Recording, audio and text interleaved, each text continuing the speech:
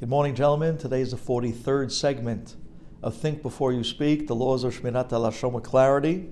Leilun Nishmat Chafetz Chaim Zechet Tzadik Lebracha. Leilun Nishmat Luz Aliza Bat Henriette and her children that passed in the fire. Ruach Hashem Tenichena Began Edem. These halachot are dedicated for the Hatzlacha, Yeshuot in the Shemirat of Al Bnei Chabura, Moshe ben Leah as well. And these halachot are dedicated for the great Yeshuot and the Shmirah Gedolah for Chaim Davido ben Chayei Sarah. Today's halachot are titled Parenthood.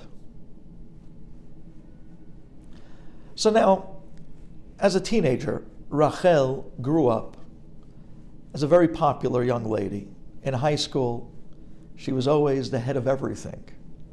And because of that, she didn't realize that she wasn't so careful with the laws of Shemirat Halashon. Sometimes being popular draws from a person all different types of social interactions. And if you're not careful, it's very easy to fall to start saying things about people that you shouldn't. Over the years, this became a very bad habit, and Rachel started to speak Lashon Hara constantly. As the years passed, she gets married and has children, and she realizes a very interesting phenomenon. Her children start coming home from school, and they only begin to tell over the Lashon Hara that took place that day in school, where her 6-year-old comes home and says, you know, this boy hit that boy got thrown out of class, this boy was chutzpahdik to the Rebbe. And then her next one down comes home. This girl ended up taking my chair. That girl ended up, saying something not nice to me. And so she starts realizing that the constant flow of information that her kids are coming home with are all derogatory, Lashon Hara-based comments and statements. And she starts to think to herself, her kids have absolutely nothing nice to say about anybody. She says, wait one second. Maybe it's because of the home they've been brought up in. Maybe it's because of the role models that are leading these children down a path that suddenly Lashon Hara became their life. And now that became the social acceptance of their day-to-day life. That's all they have to say now. For Rachel to change this, she realized that she can tell her children from today till tomorrow that what they're saying is wrong.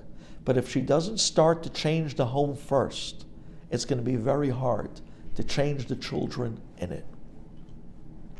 The behavior of family and the ones that lead the family, the parents, generally mirrors its way from the head of the household down to the children themselves and everybody in between. And therefore, a father and a mother has to be extremely careful to set a really good example that the way they carry their conversations at home has to be not just with Shemirat Halashon, but they have to point out constantly, I don't want to speak bad about people. I want to tell you the good side of this person. Or maybe they'll stop somebody mid-sentence and tell them, that is not permissible to say, we're better than that. Let's talk good about people. Let's develop a good eye. And by doing that, they'll prevent the children from doing the same. It's very interesting. When it comes to the halachot of speaking Lashon Hara about parents or with parents, you have to be very careful. Even if the parents are at the table speaking Lashon Hara, you can't chastise them.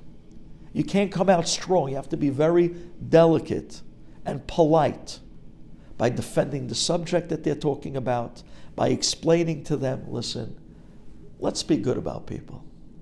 Let's kind of look at people in a good way. Be delicate with the way you point out what your parents should not be speaking about. There is, at the same time, a kibud avayim factor. But you must say, but in a very polite and delicate way, in a pleasant manner. And thereby, when the parents start to grasp the laws of Shemirat Halashon, they set this magnificent example for the children, at the end of the day, both the household is blessed and the children inside of it. Thank you for listening.